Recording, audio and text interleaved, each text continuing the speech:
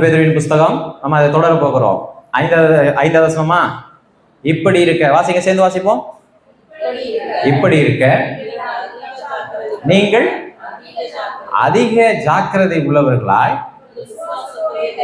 உங்கள் விசுவாசத்தோட தைரியத்தையும் தைரியத்தோடு நிப்பாட்டணும். அப்ப இன்னைக்கு என்ன பார்க்கணும்? ஞானம், பிராக்டிக்கல் ஹோலினஸ், அதாவது நடைமுறை வாழ்விலே இந்த வாழ்க்கையை சரியாக வாழ்வதற்கு எனக்கு தேவையானது. அறிவு இருக்கும் சில பேர்த்துக்கு என்ன இருக்கும்? அறிவு இருக்கும், நிறைய பேசுவாங்க, நிறைய தெரிஞ்சு வச்சிருப்பாங்க. ஆனா வாழ்க்கையில் என்ன இருக்காது? மாற்றம் இருக்காது. வாழ்க்கையில் என்ன இருக்காது? மாற்றம் இருக்காது. அப்ப நடைமுறை வாழ்விலே பிரதிபலிக்கிறது தான் ஞானம். நடைமுறை வாழ்விலே பிரதிபலிக்கிறது தான் ஞானம். இப்ப ஞானத்துக்கு அர்த்தம் சொல்லிட்டேன். இந்த ஞானம் சம்பந்தப்பட்ட வார்த்தைகளை என்ன பண்றேன்? சில பைபிள் வசனங்களை வாசிக்கலாம். யூதா நிருபம் 25வது வசனம் வாசிங்க. யூதா நிருபம் 25வது வசனம். தாம் ஒருவரே, ரொம்ப பாருங்க, இந்த வார்த்தை 3 முறை இருக்குங்க. வாசிக்கும் போது அப்படி இருந்துச்சு. ஒரு நாளும் மறந்துடாதீங்க, ஞானம் என்பது பூலோகத்திற்கு உரியது அல்ல. ஞானம் என்பது என்னது கிடையாது. இந்த சத்தமா வாசி, அது நல்ல தாம் ஒருவரே. ரோமர்ல இருக்கு, 3 இடங்கள்ல இருக்கு. தாம் ஒருவரே ஞானம் உள்ளவருமாகிய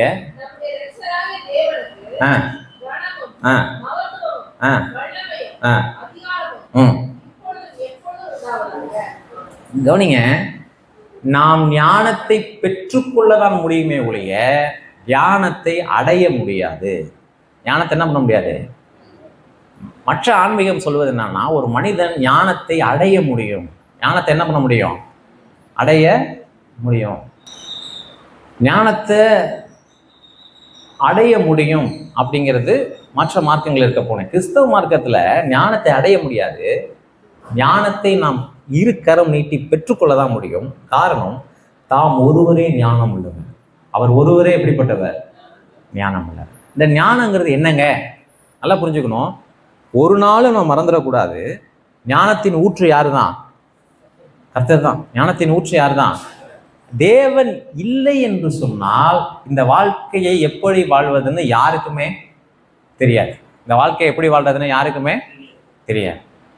தேவனை எடுத்து விட்டால், நம் வாழ்வில் இருந்தோ உலகத்தில் இருந்தோ தேவன் ஒருத்தர் இருக்கிறாரு அப்படின்னு நீங்க அவரை உதாசீனப்படுத்தி, அவரை நிராகரித்து விட்டு, அவரை தள்ளி விட்டோம் என்று சொன்னால் இந்த வாழ்க்கைக்கு என்ன கிடையாது? அர்த்தமே கிடையாது. 2 கல்யாணம் பண்ணலாமா? ஏன் கல்யாணம் பண்ண வேண்டும்? கல்யாணம் எங்க பண்ணணும்? சேர்ந்து இருந்துக்க வேண்டியதான். அல்லது 2 திருமணம் பண்ணலாமா? இப்படியெல்லாம் மனுஷனுக்குள்ள இருந்து ஒரு கேள்வி எழும்புதில்ல. இதுக்கு எப்படி பதில் சொல்லுவீங்க? இப்போ எங்க போகணும்? அதுக்கு தான் ஆண்டவர் சொல்றாரு, ஆதியிலே தேவன் ஒருவனை அல்லவா படைத்தார். ஆதாம் ஏவாள், அவரிடத்திலே திரளான ஆற்றல் இருந்தது, திரளான ஆவி இருந்தது. ஆனா எத்தனை பேரை தான் படைச்சாரு? ஒருவனை தான் படைச்சாரு. ஆகையினாலே மனிதன் எத்தனை திருமணம் தான் செய்யணும்? ஒரு திருமணம் தான் செய்யணும். குடும்பம் என்பது சமுதாயத்துல பெரிய மனிதர்கள் சேர்த்து கண்டுபிடிச்சதில்ல. இந்த குடும்பங்கிறது யாருடைய தீர்மானம்? தேவனுடைய தீர்மானம். இப்ப மனித வாழ்க்கையினுடைய போக்கு, முறை, அமைப்பு, நடக்கை, இதுக்கு அர்த்தம் கொடுப்பது எது? கடவுள். தேவனை எடுத்து விட்டால் நம் வாழ்விலே நம் ஞானமா நடக்க முடியாது. நம் வாழ்வில் என்ன பண்ண முடியாது? ஞானமா நடக்க முடியாது. யார் திருமணம் செய்யணும்? எழுதியிருக்கா இல்லையா? இன்னாரதான் நீ திருமணம் செய்யணும், எழுதியிருக்கா இல்லையா? பொய் சொல்லாதிருப்பாயாக, களவு செய்யாதிருப்பாயாக, விபச்சாரம் செய்யாதிருப்பாயாக, திறனுக்குள்ள யாதொன்றையும் இச்சியாதிருப்பாயாக. இதெல்லாம் ஏன் அவர் சொல்ல வேண்டியதா இருக்கு? இதெல்லாம் உலகத்துல இல்ல. இதெல்லாம் உலகத்துல இல்ல. இப்ப இந்த மாரல் கோடிங் தராரு இல்லையா? இது இல்லைன்னா பாருங்க, இதுல இல்லைன்னா என்ன ஆயிருக்கும்? கொலை செய்யாதிருப்பாயாக அப்படின்னு ஒரு கட்டளை இல்லைன்னா எல்லாம் அழிஞ்சிருப்போம். எல்லாம் என்ன பண்ணிருப்போம்? பழிக்கு பழி வாங்காத, பழிக்கு பழி வாங்காத, எல்லாம் அழிஞ்சு போயிருப்பாங்க. பிறனுக்குள்ள யாதொன்றையும் என்ன பண்ணாத, இச்சியாத. பவுண்டரி, தேவன் வகுத்த எல்லைகள். இதில் தேவன் தலையிட்டு மனுக்குலத்திற்கு எல்லை வகுக்காவிட்டால் எது சரி எது தப்புன்னு யாராலையும் என்ன பண்ண முடியாது? தெரிஞ்சுக்க முடியாது. அவங்க தான் சொல்றது என்ன பண்ணுவாங்க? சரிம்பாங்க. தனக்கு எது லாபமோ அதை என்ன பண்ணுவாங்க? சரிமா. தனக்கு எது இன்பத்தை தருகிறதோ அதை என்ன பண்ணுவாங்க? சரின்னு சொல்லிடுவாங்க. அப்ப ஒரு நாள் மறக்க கூடாது, அவர் ஒருவரே ஞானம் உள்ளவர், அவர் ஒருவரே. அப்ப ஞானத்தை நான் அடைய முடியுமா? ஞானத்தை நான் அடைய முடியுமா? அடைய முடியாது. ஞானத்தை பெறதான் முடியும். ஏன் ஞானத்தை என்ன பண்ண முடியும்? ஒரு விசுவாசி நன்னடத்தை உள்ளவனா இருக்கும் பொழுது அந்த நன்னடத்தைக்கு அடுத்தபடி என்னன்னா, கடவுளை போல அவன் சிந்திக்க ஆரம்பிக்கிறான். கடவுளுடைய சிந்தை அவனுக்குள்ள வருது. நான் ஏற்கனவே சொன்னேன், நடத்தையிலிருந்து தான் ஞானம் வருமே ஒழிய, நான் சொல்லணும்னா உலகம் என்ன போதிக்குது? ஞானத்திலிருந்து என்ன வரும்? நடத்தை வரும். ஞானத்திலிருந்து என்ன வரும்? நடத்தை வரும். ஆனால் புத்திமதிகளால் ஒருவன் என்ன பண்ண முடியாது? மாற. விசுவாசத்தின் மூலமாக நன்னடத்தை வரும். நன்னடத்தையிலிருந்து பிறப்பதுதான் என்னது? ஞானம். நன்னடத்தையிலிருந்து பிறப்பதுதான் ஞானம். தேவனுடைய வழிமொழிகள் முற்றிலும் வித்தியாசமானது. கவனிக்கணும். தப்பா ஏதாவது கத்து வச்சிருந்தோம்னா அதெல்லாம் ஆண்டவருக்கு பிரியமாக நான் வாழணும்னா அதெல்லாம் மனசந்து எடுக்கணும். நன்னடத்திலிருந்து வருவதுதான் என்னதுங்க? ஞானம். ஒரு நாள் மறந்துடக்கூடாது, அவர் ஒருவரே ஞானம் உள்ளவர்.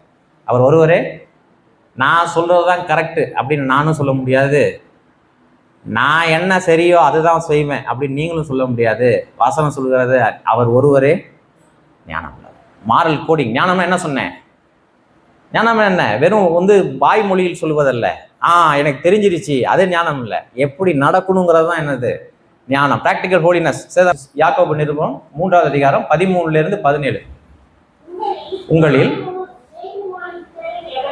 உங்களில் ஞானமும் விவேகியுமாய் இருக்கிறவர் எவனோ அவன் ஞானத்திற்கு உரிய சாந்தத்தோட எங்க கூட போடணும்? இருங்க. ஞானத்திற்கு உரிய சாந்தத்தோட. ஞானம் ஒன்று இருந்துச்சுன்னா நீங்க ஞானத்தை எப்படி பார்க்கலாம்? எப்படி? ஞானத்திற்கு உரிய ஞானம் எதுல வெளிப்படும்? சொல்லுங்க. சாந்தத்துல தான் வெளிப்படும். என்ன சொல்லுங்க? செயல்களை நடக்கையினாலே. யாருக்கு காமிக்கணும்? கடவுளுக்கா? யாரு காமிக்கணும்? ஞானம் இருந்துச்சுன்னா சாந்தமுள்ள கிரியையினாலே நடக்கையின் மூலமா என்ன பண்ண? காண்பி. அப்ப ஞானம் என்பது காண்பிக்க கூடியது. எனக்கு எவ்வளவு ஞானம் இருக்கு தெரியுமா?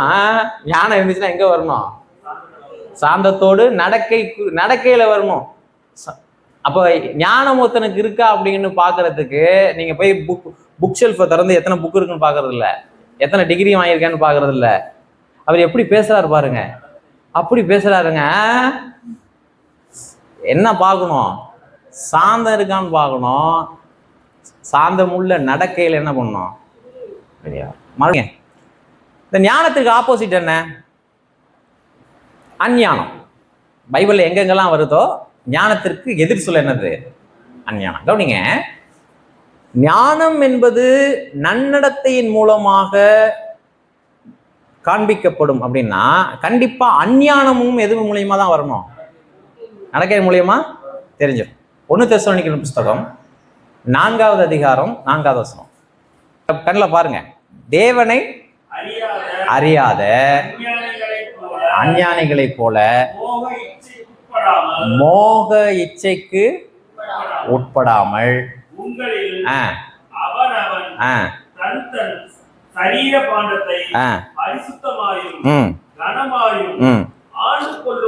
ஆண்டு கொள்ளும்படி அறிந்து இந்த விஷயத்தில்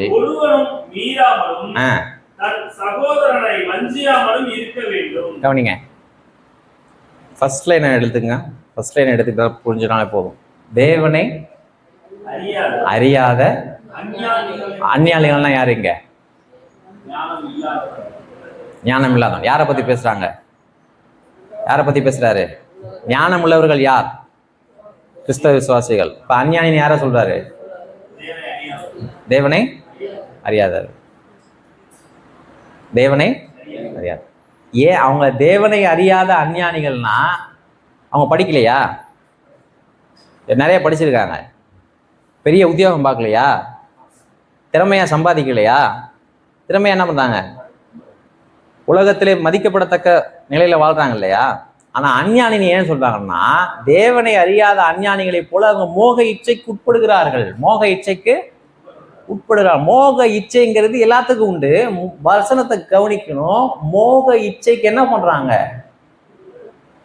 உட்படுகிறார்கள். அதற்கு தங்களை அர்ப்பணிக்கிறார்கள். அதை எதிர்த்து நிற்க அவங்களால முடியாது. ஞானம் இருந்துச்சுன்னா எதுல வரும்? நடக்கையில வரும். அஞ்ஞானம் இருந்ததுனாலும் எங்க வரும்? நடக்கையில. அவன் எவ்வளவு சம்பாதிச்சாலும் சரி, எவ்வளவு திறமை உள்ளவனா செஞ்சாலும், வாய்களையே பேசினாலும் சரி, அவன் வாழ்க்கையிலே சரீர உணர்வுகளுக்கு தன்னை அர்ப்பணித்து வாழ்வான் என்று சொன்னால் அவனுக்கு என்ன கிடையாது? ஞானம் கிடையாது. ஆனா அவங்க பேசுறது தான் அது. இன்னைக்கு நிறைய சொல்லலை, நிறைய கோட் பண்ணலாம். தன் பார்வைக்கு ஞானியா திருவானான். அவன் யாரு? அஞ்ஞானியனுடைய மிகப்பெரிய பிரச்சனை என்னன்னா, அவன் தன்னுடைய பார்வைக்கு எப்படி தெரியுமா? ஞானியா தெரியுமா? தேவனை அறிகிற அறிவு ஒரு மனிதனை தன் ஆசையின் மீது கட்டுப்பாடு உள்ள வாழ்க்கைக்கு நேராக வழிநடத்தும். தேவனை அறியாத அஞ்ஞானமுள்ள வாழ்வை வாழ்றவன் தன்னுடைய உணர்வுகளின்படிதான் என்ன பண்ணுவான்? வாழ்வான். தேவனை அறியாத வரைக்கும் ஒரு மனிதன் என்ன பண்ண முடியாது? தன்னுடைய ஆசாபாசங்களின் மேல் ஆளுகை செய்ய முடியாது. அப்ப நீங்க சொல்லுங்க, கடவுளை நான் அறிந்திருப்பேன் என்று சொன்னால் நான் எவ்வளவு பஜனை பாடுறேங்கிறது இல்லை, எவ்வளவு நல்லா பிரசங்கிக்கிறேங்கிறது இல்லை. கடவுளை நான் எந்த அளவுக்கு அறிஞ்சிருக்கிறேனோ அந்த அளவுக்கு நான் ஞானம் உள்ளவனாயிருப்பேன். இப்படி சொல்றேன், கடவுளை எந்த அளவுக்கு அறிந்திருக்கிறேனோ அந்த அளவுக்கு என் உணர்வுகளின் மேல் கட்டுப்பாடு உள்ளவனாய் இருப்பேன். என் உணர்வுகளின் மேல் எப்படி இருப்பேன்? கட்டுப்பாடு உள்ளவர்களாய் இருப்பேன். மோக இச்சைக்கு உட்படுகிறவர்கள் யார் அறியல? தேவனை என்ன பண்ணல? அறியல. தேவனை என்ன பண்ணல? அறியல. இல்லைங்கதா? ஒரு மனுஷன் ஞானம் உள்ளவனா இருக்கான்னா அவன் எதை பார்க்கணும்? அவன்கிட்ட அவனுடைய வாழ்க்கை நடத்தை எப்படி இருக்குன்னு பார்க்கணும். லெந்து காலம் தொடங்கிடுச்சு. நம்ம அதில் எத்தனை கேஸுங்க அப்படின்னு தெரியாது. அது எனக்கு பிரச்சனை கிடையாது. கவனிங்க, முதல்ல லெந்து காலம் தொடங்கினோன்னு இந்த கறி மீன்லாம் சாப்பிடாம இருப்பாங்க. அதனால நல்லது உண்டானா கண்டிப்பாக உண்டு. ஒன்று நான் கொஞ்சம் ஒரு ஹெல்த்துக்கு வருவீங்க. கொஞ்சம் என்ன ஆகும்? போட்டு எல்லாம் அதை கண்டதையும் தின்னுட்டு இருக்கிறதுக்கு கொஞ்சம் 40 நாள் கொஞ்சம் உணவு கட்டுப்பாடு இருந்தீங்கன்னா ஹெல்த் வருவீங்க. மற்றபடி உங்களுடைய ஆன்மீக தரம் உயருமான உணவு என்ன பண்ணாது? உயராது. எல்லாம் சரி சொல்லுவோம். போஜனமானது தேவனுக்கு உகந்தவர்களாய் நம்மை மாற்றாது. எப்ப வாசிச்சோம் இதை? இப்ப வாசிச்சோம். சரி கவனிங்க. அப்ப என்னுடைய ஆன்மீக தரம் அதுல இருந்து கூடுமா அப்படின்னா ஆன்மீக தரம் என்ன பண்ணாது? கூடாது. சரீரத்துல என்ன கொஞ்சம் ஹெல்த் இம்ப்ரூவ் ஆகும். அப்ப ஏன் அதை செய்யறாங்க அப்படின்னு கேட்டீங்கன்னா, ஏதோ ஒரு ஆன்மீக வளர்ச்சி என்ன பண்றாங்க? அவங்க தேடுறாங்க. அதுக்கு அந்த ஆன்மீக வளர்ச்சியை தேடி கொஞ்சம் நான் சரியாகணும் அப்படிங்கிறதுக்காக இவங்களே என்ன பண்றாங்க? ஒரு செல்ஃப் டிசிப்ளினை இவங்களே என்ன பண்றாங்க? ஏற்படுத்திக்கிறாங்க. செல்ஃப் டிசிப்ளினை இவங்களே என்ன பண்றாங்க? ஏற்படுத்திக்கிறாங்க. கவனிங்க, கிறிஸ்தவ வாழ்க்கை என்பது சுய வெறுப்பு உள்ள வாழ்வா, சுய வெறுப்புள்ள செயல்களா? தேவன் எதை விரும்புகிறார்? பொட்டு வைக்க மாட்டேன், 40 நாள் பூ வைக்க மாட்டேன், 40 நாள் கறிமீன் சாப்பிட மாட்டேன், மேக்கப் பண்ணிக்க மாட்டேன். முன்ன பழைய இதில் பார்த்தீங்கன்னா ஆண்கள் தாடி வளர்ப்பாங்க. தெரியுங்களா உங்களுக்கு? சவுத்தில் ஆண்கள் தாடி வளர்ப்பாங்க. பார்க்க ரொம்ப மோசமாகவும் இப்போ அதை குறைச்சிட்டாங்க. சுய வெறுப்புள்ள செயல்கள் இதெல்லாம் என்னதுங்க? சுய வெறுப்புள்ள செயல்கள். ஆனால் தேவன் தருவது சுய வெறுப்புள்ள வாழ்வு. தேவன் தருவது எதுங்க? எப்பப்பெல்லாம் சுய வெறுப்புள்ளவர்களாக நம்ம வாழலாம்? எப்பொழுதுமே சுய வெறுப்புள்ளவர்களாக என்ன பண்ணலாம்? எப்பொழுது இயேசுவை ஏற்றுக்கொண்டு சிலுவையை எடுத்தேனோ தன்னைத்தான் வெறுத்து, அங்கேயே ஆரம்பிச்சிருச்சு. அங்கே என்ன ஆரம்பிச்சிருச்சு? தேவனை பின்பற்றும் பொழுதே ஒரு வளர்ச்சியின் பாதையில தான் என் கிறிஸ்தவ வாழ்க்கை போகுது. அதனால இருக்கலாமா இருக்கக்கூடாதா அதெல்லாம் நீங்க இல்லை, நீங்க என்ன பண்ணீங்க அதெல்லாம் நீங்க பாத்துங்க. இந்த நாள் சபையில ஏதாவது செஞ்சாங்கன்னா அதையும் பின்பற்றுங்க. வேலை செய்தான்னு பாருங்க, வேலை செஞ்சா சொல்லுங்க. எனக்கு வேற நிறைய சபை பிரிவுகள், நிறைய கோட்பாடுகள் இருக்கு. சரிதானா? அதனால எல்லாத்தையும் செக் பண்ணி பாருங்க. 1 பேதுருவின் புஸ்தகத்தை ஏன் எழுதுறாரு? நோக்கமே அதுதான். சொல்லுங்க, கிரைஸ்ட் பிளஸ் நத்திங். இயேசுவோடு நீங்கள் எதையும் கூட்ட வேண்டிய அவசியம் இல்லை. நீங்கள் எதையும் கூட்ட வேண்டிய அவசியம் 1 மணி நேரம் அந்நிய பாஷையில் பேசினா நீங்கள் வளர்ந்துருவீங்க. இது பெந்தகோஸ்தே மக்களுடைய போதனை. அப்படி நிறைய பேர் பைத்தியமாக போய் பார்த்துருக்கேன்.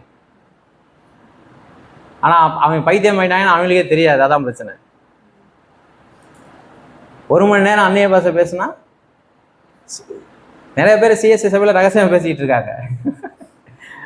நிறைய பேர் வந்து குழப்பிட்டு ரகசியம் பேசி அவங்க என்ன பண்ணணும்? அது ஒரு வளர்ச்சி.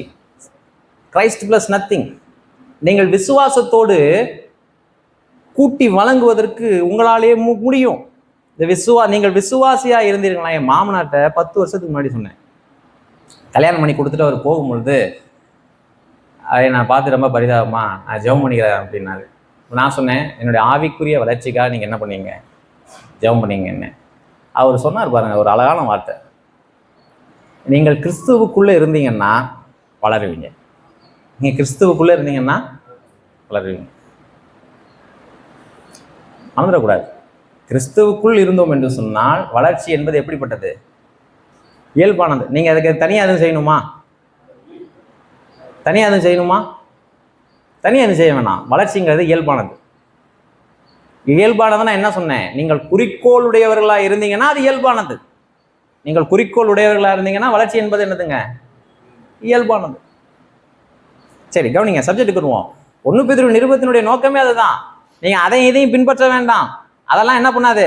வேலை செய்யாது. உனக்குள்ள ஜீவன் இருந்துச்சுன்னா விசுவாசம் அடுத்தடுத்த நிலைகளுக்கு உன்னை என்ன பண்ணும்?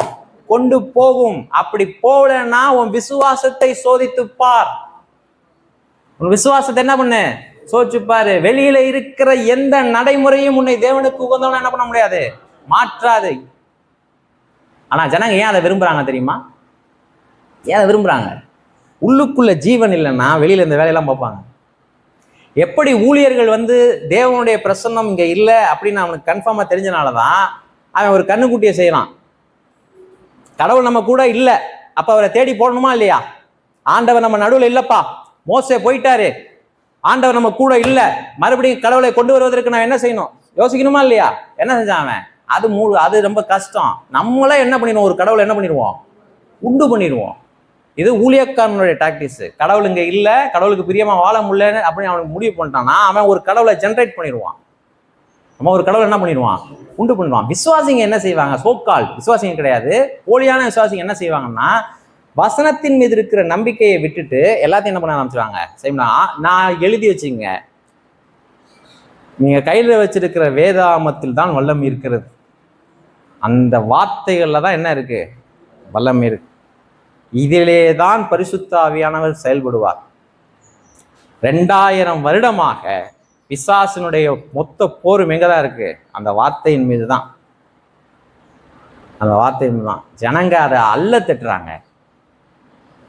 ஜனங்க என்ன பண்றாங்க? அதை அல்ல தட்டுறாங்க, அதை அலட்சியம் செய்கிறாங்க. இன்றைக்கு திருச்சபையின் கூடிகை நேரங்கள்ல அலட்சியம் செய்யப்படுகிறது எது? ஆராதனையா? ஆராதனைக்கெல்லாம் என்ன இருக்கு? ரொம்ப பயபக்தியா இருக்காங்க. ஏன்னா அவங்க என்ன நம்பிட்டாங்க? ஆராதனைனா பாட்டு, ஆராதனைங்கிறது பாட்டுன்னு நம்பிட்டாங்க, நம்ப வச்சுட்டாங்க. ஏன்னா அது ஈஸி.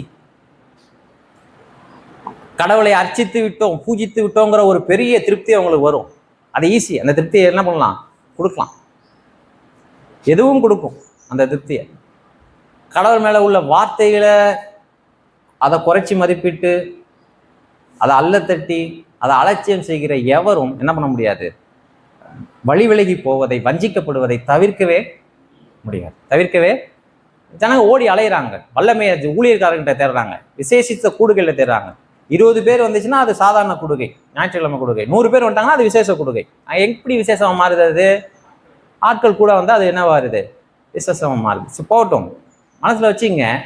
எதை வேணுமாலும் நீங்கள் பின்பற்றுங்க, ஆனால் எதுவும் உங்களுக்கு என்ன பண்ணாது? பிரயோஜனத்தை கொண்டு வராது. சுய வெறுப்பை கொண்டு வருவது தேவன் மாத்திரம்தான். சுய வெறுப்புள்ள சடங்குகளை நீங்க தேவபக்தி பண்ணலாம். இச்சை அடக்கத்துக்கு வந்து அர்த்தம் சொல்ல எழுதிங்க. கண்ட்ரோல் ஓவர் பிளஷர்ஸ், இன்பங்களின் மீது கட்டுப்பாடு. இச்சை அடக்கம்னா என்ன பொருள் அப்படின்னா இன்பங்களின் மீது கட்டுப்பாடு.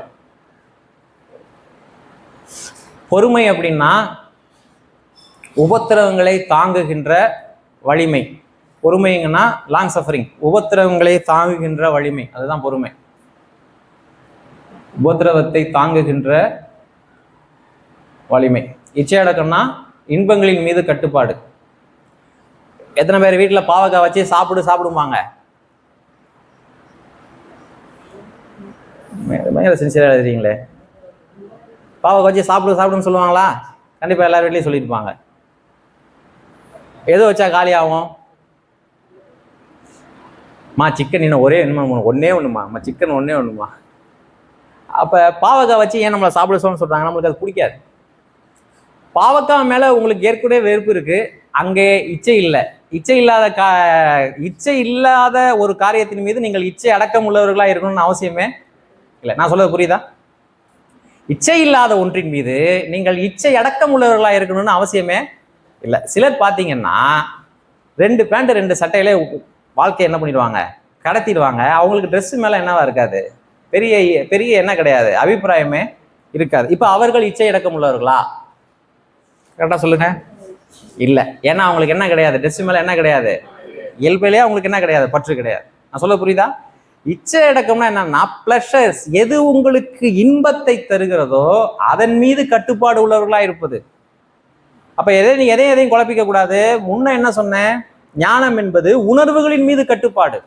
உணர்வுகளின் மீது கட்டுப்பாடு. இங்க என்ன இச்சை அடக்கம்னா ஸ்பெஷலா என்னன்னு கேட்டீங்கன்னா, இது எனக்கு இன்பத்தை தரும் அப்படின்னா அது மேல என்ன வேணும், கட்டுப்பாடு வேணும். அது மேல என்னது, கட்டுப்பாடு. பொறுமை அப்படின்னா லாங் சஃபரிங், அதாவது நான் துன்பத்தை சகித்து கொண்டே இருப்பதற்கான வலிமை. துன்பத்தை சகித்து கொண்டே இருப்பதற்கான வலிமை. ஒரு பெண் போலீஸ் உங்களை தப்பா புரிஞ்சுக்கிட்டாங்க, எங்கேயோ போயிட்டு வரீங்க, கை காட்டுறாங்க. ஒரு பெண் போலீஸ் அவங்க உங்களை தப்பா புரிஞ்சுக்கிட்டாங்க, உங்களை வசைப்படுறாங்க. எத்தனை பேர் கோவப்படுவீங்க? எத்தனை பேர் கோவப்படுவீங்க? கோவம் வருமா? கோவப்படுவீங்க. கோவத்தை காட்ட முடியுமா? ஏன்? உங்களுக்கு தெரியும் காட்டினா என்ன நடக்குன்னு தெரியும். கோவத்தை காட்டாம இப்ப நிக்கிறீங்களா, அது பேர் பொறுமையா? கிடையாது. அது பொறுமை கிடையாது. அது என்ன கிடையாது, அது பொறுமை கிடையாது, அது புத்தால்தனம். அது பேர் என்ன, புத்தால்தனம். சில இடியட் பார்த்தீங்கன்னா அதுவும் போய் வம்பா என்ன பண்ணுவாங்க, பேசிட்டு பாவம் நாளைக்கு அப்புறம் என்ன வரும், இச்சை அடக்கம்னா உங்களுக்கு எது இன்பத்தை தருகிறதோ அது மீது என்னவா இருக்கிறது, கட்டுப்பாடு உள்ளவர்களா இருக்கிறது. பொறுமை அப்படின்னா விளைவுகளை சகிப்பது, விளைவுகளை சகிப்பதற்கான வலிமை. பொண்டாட்டிக்கிட்ட பொறுமையா போறதுதான் என்னது, பொறுமை. விளங்குதா? நான் சொல்றது புரியுதா? அவங்களுக்கு தான் புரியுது.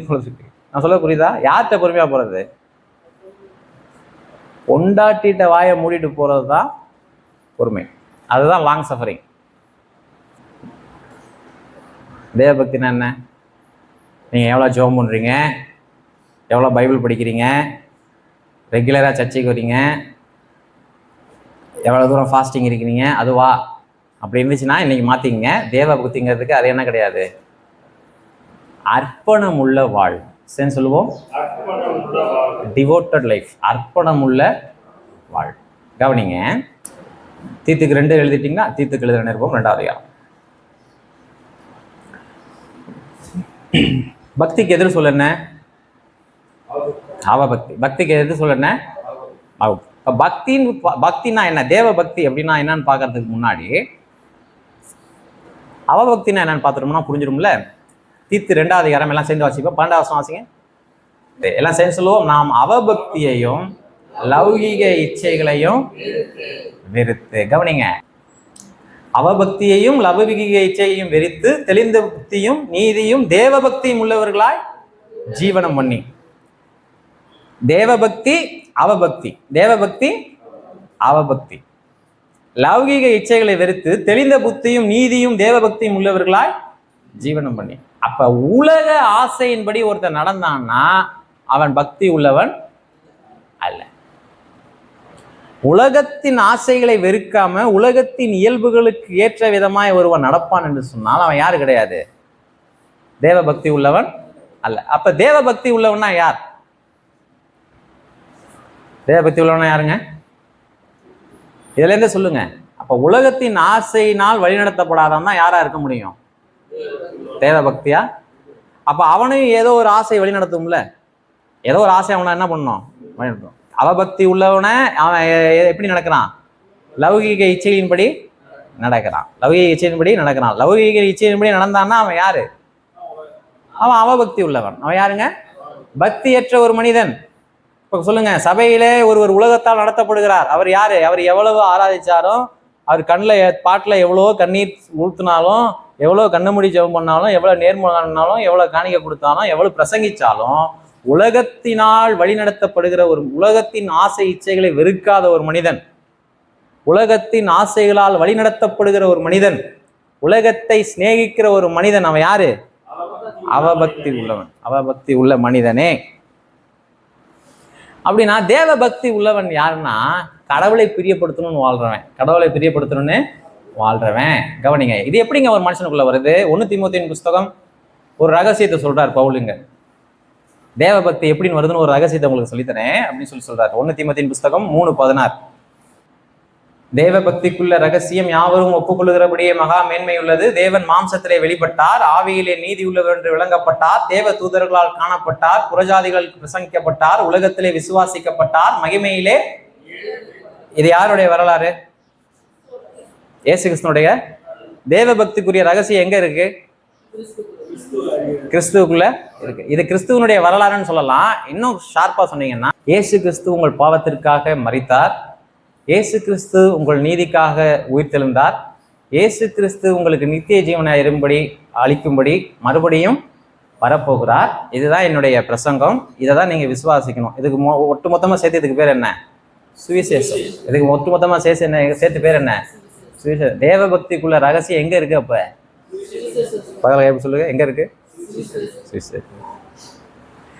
தேவ பக்தியா வாழணும்னா ஒரு ஆழமான செய்தியை சொல்லுங்க பிரதர். அது ஒரு இன்னும் ரகசியம். அது ஒன்றும் இல்லைப்பா, சுவிசேஷத்துக்குள்ளே இருக்குங்கிற. நீ தேவ பக்தியா வாழணுமா, சுவிசேஷத்தை விசுவாசி, என்ன பண்ண முடியும்? நாளை வாழ முடியும். கவனிங்க, இப்போ நீங்கள் விசுவாசிங்கிறத எப்படி கண்டுபிடிச்சிடலாம்? நீங்கள் உண்மையாகவே சுவிசேஷத்தை விசுவாசிக்கிறீங்களாங்கிறத எப்படி கண்டுபிடிச்சிடலாம்? தேவ பக்தி இருக்கான்னு பாருங்க. தேவ பக்தி இருக்கான்னு பாருங்க. கவனிங்க, இப்போ தேவ பக்தி ரொம்ப வளர்ந்ததுக்கு அப்புறம் வருமா, சுவிசேஷத்தை விசுவாசம் வந்துருமா? சுவிசேஷத்தை விசுவாசிக்கும் பொழுதே உங்களுக்கு என்ன வரும்? தேவ பக்தி வந்துடும். அதுலயே 4:8 வாசிங்க. 1 தீமோத்தேயுவின் புஸ்தகம் 4:8. சரீர முயற்சி எல்லாம் சொல்லுங்க. அதுல பிரயோஜனம் இருக்கு. கறிமீன் சாப்பிடாம இருந்தா என்ன ஆகும்? கொஞ்சம் பிரஷர் சுகர்லாம் குறையும். அதனால அதை யாரும் நிறுத்திடாதீங்க. அது என்ன முயற்சி? அது ஆன்மீக முயற்சி அல்ல. அது என்ன முயற்சி? ஜிம்முக்கு போறதும் நீங்க 40 நாள் கறிமீன் சாப்பிடாம இருக்கிறதும் ரெண்டும் என்னதுதான்? ரெண்டும் ஒரே விதமான விளைவுகளை உண்டு பண்ணும். அதனாலதான் அதை என்ன சொல்றாங்க? என்ன முயற்சி? சேமம். என்ன முயற்சி அது? சரீர முயற்சினால விளைவு இருக்கான்னா கண்டிப்பா இருக்கு. அற்ப பிரயோஜனம் உள்ளது. அது என்னன்னு கொஞ்சம் பிரயோஜனம் இருக்கு. அதுல என்ன இருக்கு? சரீரம் கொஞ்சம் பிரயோஜனம் இருக்கு. கொஞ்சம் சுகர் பிரஷர் குறையும், கொஞ்சம் செலவு கொஞ்சம் குறையும். வாரம் 1000 ரூபான்னு வச்சாலும் 40 நாள் என்ன ஆச்சு? 4000 ரூபா மிச்சம். செலவு குறையும். வீட்டுக்காரங்க கொஞ்சம் சந்தோஷப்படுவாங்க. கவனிங்க. ஆனால் சொல்றாரு தேவ பக்தியானது. எல்லாம் சொல்லுங்க. அப்ப எது தேவ பக்தி இல்ல? சரீர ரீதியா நீங்க முயற்சி பண்ணீங்கன்னா அது என்ன கிடையாது? தேவ பக்தி கிடையாது. விலங்குற காரியங்களை வைத்துங்க. சரீர முயற்சியானது அற்ப பிரயோஜனம் உள்ளது. பவுல் தீமோத்தேயுக்கு எழுதுறாரு, உனக்கு என்ன பிரசங்கம் பண்றத கரெக்டா புரிஞ்சுக்க. என்ன பிரசங்கம் பண்றதுன்னு சபார்டினேட்டுக்கு எழுதுறாரு. பவுல் யாருக்கு எழுதுறாரு? தீமோத்தேயுக்கு எழுதுறாரு. என்ன பிரசங்கம் பண்ணணும், எதை வலியுறுத்தணுங்கிறத என்ன பண்ணிக்க, புரிஞ்சுக்க. முக்காடு போடணும், மேக்கப் போடக்கூடாது, முக்காடு போடுங்க, நகையை கட்டுங்க, அப்படி பிரசங்கம் பண்ணாதப்பா. அதெல்லாம் என்ன கிடையாது. பாயிண்ட்டுக்கு வராருங்க. சரீர முயற்சி அற்ப பிரயோஜனம் உள்ளது. தேவ பக்தியானது, எல்லாம் சொல்லுங்க, தேவ பக்தியானது இந்த ஜீவனுக்கும் இதற்கு பின்வரும் ஜீவனுக்கும் வாக்குத்தத்தம் உள்ளதாகையால் எல்லாவற்றிலும் பிரயோஜனம் உள்ளது. தேவ நம்ம என்ன நினைச்சுக்கிறோம்னா, தேவ பக்தியா நடந்துக்கிறேனே, எவ்வளவு பக்தியா இருந்தேன், எனக்கு ஏன் ஆக்சிடென்ட் ஆகணும், எனக்கு ஏன் அவங்க எப்படி தேவ பக்தி எதுல கணக்கிடுறாங்க? வெளியில கணக்கிட்டு பாக்குறாங்க. தேவ பக்தியா இருந்தேனே, எனக்கு ஏன் இப்படி நடக்கணும், எனக்கு ஏன் அப்படி நடக்கல, தேவ பக்தியை எப்படி கணக்கு பண்ணணும் தெரியுங்களா? நான் சொல்றேன் பாருங்க எப்படி கணக்கு செய்ய போறோம். 1 தீமோத்தேயு புஸ்தகம் 5வது அதிகாரம் எல்லாம் எடுத்துங்க, ஃபைனல் இது மார்ச் நம்ம முடிச்சிடலாம். தேவ பக்தினா என்னன்னு சொல்றேன். 1 தீமோத்தேயு புஸ்தகம் 5வது அதிகாரம் 4வது வசனம். விதவை ஆனவளுக்கு பிள்ளைகளாவது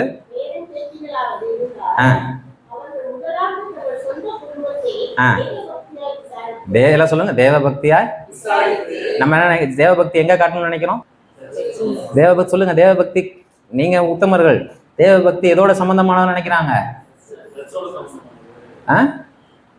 தேவ பக்தி எதோட சம்பந்தமான நினைக்கிறாங்க?